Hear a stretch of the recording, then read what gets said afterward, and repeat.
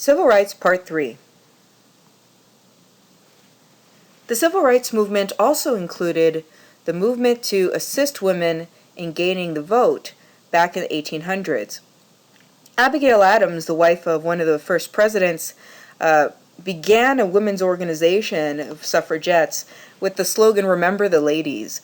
This was because women were politically active in the War for Independence and all the way through the fight to end slavery and the Civil War, but they seem to have been forgotten during that time in terms of assisting with civil rights that would apply to them. Yet there were still women's organizations which came together throughout the entire time. They issued declarations and boycotts. They even came together in conventions. The famous convention in 1848 was the Seneca Falls Convention, where the women who gathered there, and men, actually there were about 300 participants of both genders, issued a declaration of sentiments in which they declared all men and women are created equal. This was during the time, remember, when we had the Civil Rights Amendments, the 13th, 14th, and 15th Amendment, and they, at the same time that they outlawed slavery and they allowed for men of color to have the vote, they did not do anything to advance women's rights.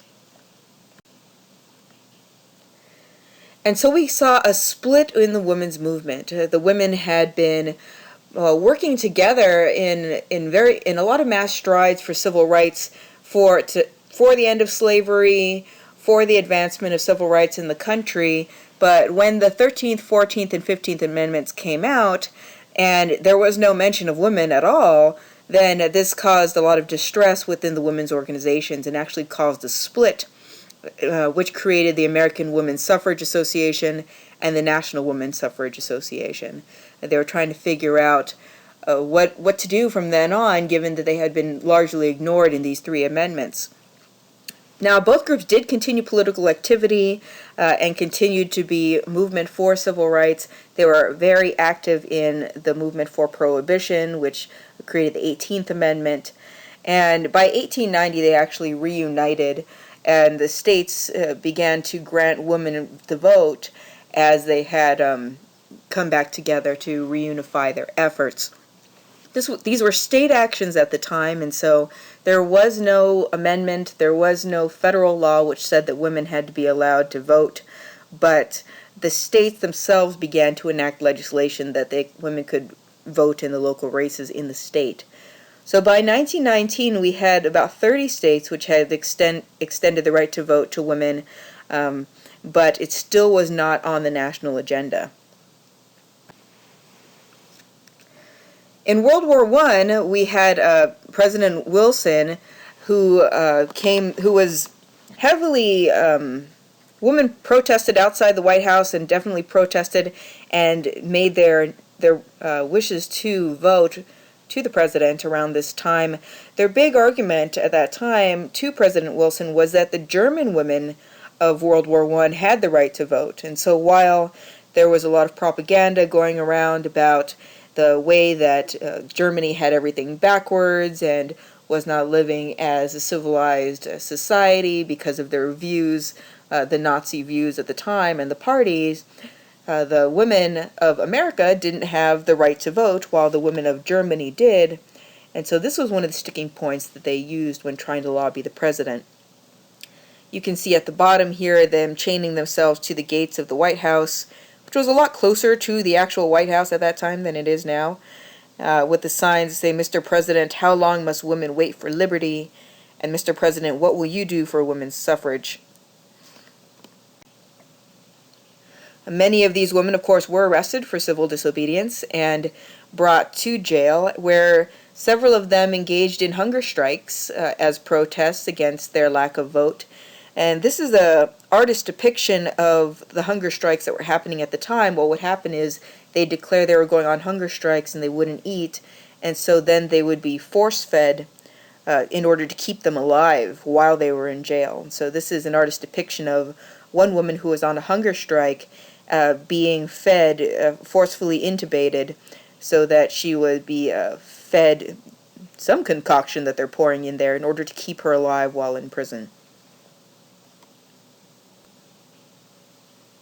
In 1919, we got the 19th Amendment passed, which should be easy to remember because it's 19th Amendment in 1919, so I don't know why I said 14th.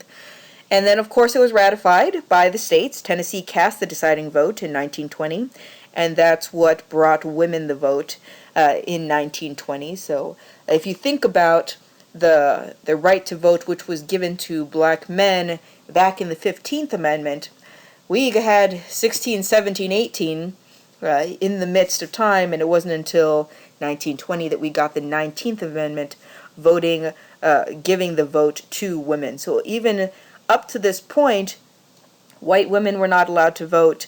It wasn't just a black woman's issue, it was all women. So white women were not allowed to vote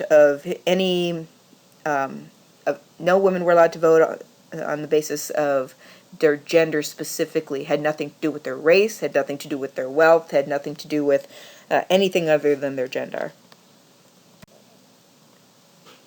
So here's the amendment that we came out with in 1919.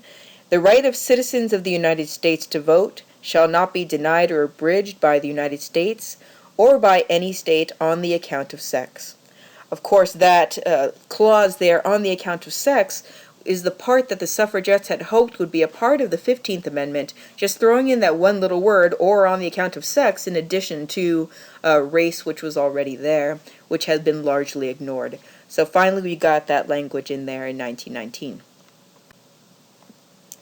So with that background, I want us to look a little bit at some cases regarding gender discrimination.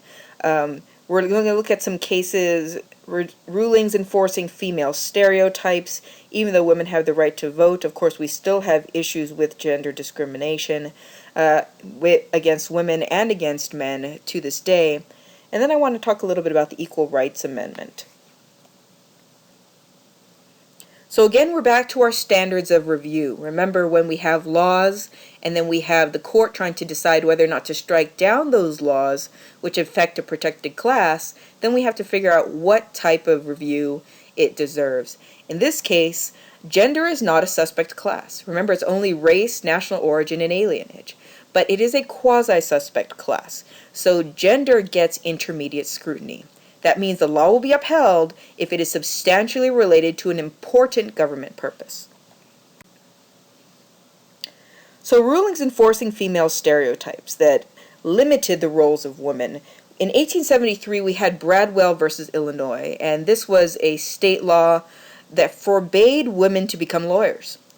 And the court actually upheld this law, applying the intermediate scrutiny, saying, quote, the law of the Creator, end quote, made being a wife and mother, quote, the paramount destiny and mission of woman, end quote. Basically saying, so they took intermediate scrutiny and said, does this pass muster? And for the court in 1873, it actually did. In the early 1900s, there was more legislation which limited working hours and conditions for women. The court, again, looking at the Equal Protection Clause, upheld this legislation. And the grounds were that women were the weaker sex, and so they should have a limited amount of time that they should be out, that they should be working, and their conditions should be a little bit better because they were weaker. In 1948, there was a Michigan law which limited women's ability to bartend, and again, this was upheld by the court using intermediate scrutiny, and they said it was because they had concerns about women's morality. Men could bartend because their morality shouldn't be called into question, but women should be held to a higher standard, and so women should not be allowed to bartend. In 1961, the court upheld an automatic exemption for women from jury duty unless they actually volunteered. And again, this law was upheld on the grounds that women need to be home with their families. So as you can see, we have gender discrimination in the way of enforcing stereotypes for what women should be in these different time periods. And because during those time periods, we had very strong opinions by the populace, but also by the court, who reflect the populace at the time, that women should be home in the kitchen taking care of the family, we had these types of rulings. And so then we had in 1971 some cases that actually came out saying that discrimination violated the Equal Protection Clause. So really a reversal of what we had been seeing in the previous years. And for example, Reed versus Reed in 1971, the court struck down an Idaho law. The Idaho law preferred men versus women as being administrators of estates. So the court struck this down as a violation of the Equal Protection Clause, again implying intermediate scrutiny. But this time, instead of finding for the gender stereotype, they actually struck it down as being a violation of equal protection, and the law was not allowed to stand. Closely thereafter, 1973, Frontiero versus Richardson, we had the court striking down the military policy.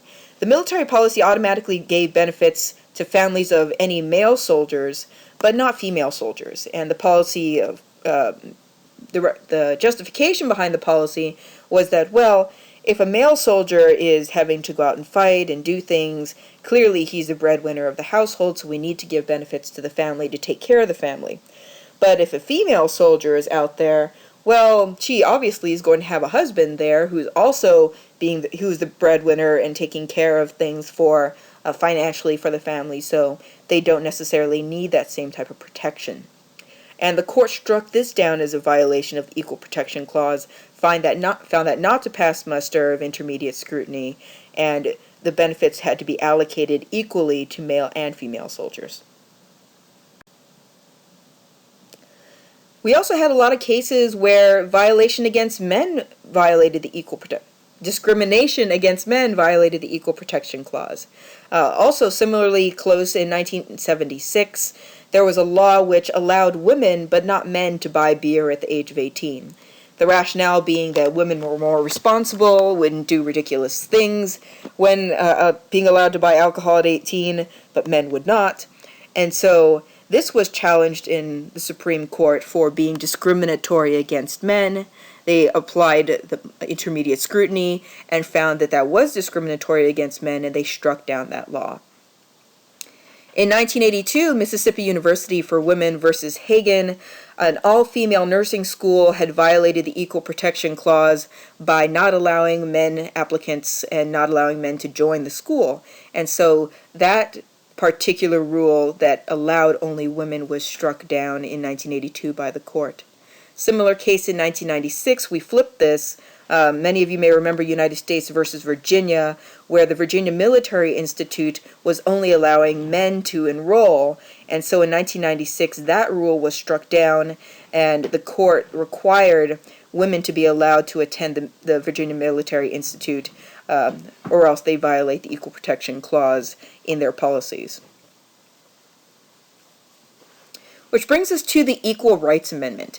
The amendment that has really been in the planning stages the longest, with really never coming to fruition. It began its history in 1923 when it was first introduced in Congress, and all it says is, equality of rights under the law shall not be denied or abridged by the United States or by any state on account of sex.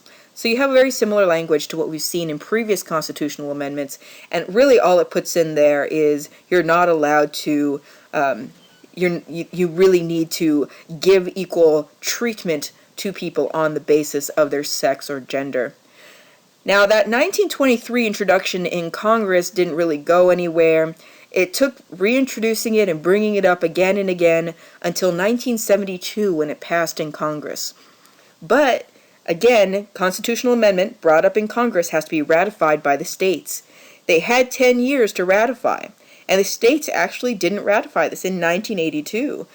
You would think that, seeing these cases from the 1800s, maybe turn of the century, you could see how this would have been a problem. But 1982, we still couldn't ratify this as a country. And so these ideas that this was supposed to assist with the equal pay for equal work idea, recognition of stay-at-home fathers, this really still hasn't gotten to the point in our country where it's become its own constitutional amendment. Luckily, we do have some changing community ideas of what gender roles are, but in terms of being able to codify it in our Constitution, it's still to this day never been done. And to close out this section, a very, very brief, just one case that I have here on the discrimination based on sexual orientation. Again, very important things to look into. I suggest taking some time to do some research on this on your own. Romer versus Evans in 1996. Now, remember, sexual orientation is not the same thing as gender discrimination for the purposes of developing a standard of review for the courts. So remember, we have those 5 classes, and outside of that, you just have rational basis review. So instead of needing intermediate scrutiny when dealing with sexual orientation cases, we're only looking at rational basis review, when the law will be upheld if it is rationally related to a legitimate government purpose. So much, much lower standard that has to be met. In this particular case, we were looking at an amendment to the Colorado State Constitution which forbade state and local governments to pass laws protecting lesbians and gay men from discrimination in housing, employment, and in other areas. So again, this is forbidding the governments to pass laws protecting them. The court found this to be unreasonable discrimination and struck down the law using rational basis review, and they actually went back to the dissent in Plessy versus Ferguson. The dissent was remember how you have the majority opinion, and then you have anybody who doesn't agree with the majority opinion writing their own little mini opinion. That's what a dissent is. So this was the person who didn't agree with separate versus equal in Plessy versus Ferguson.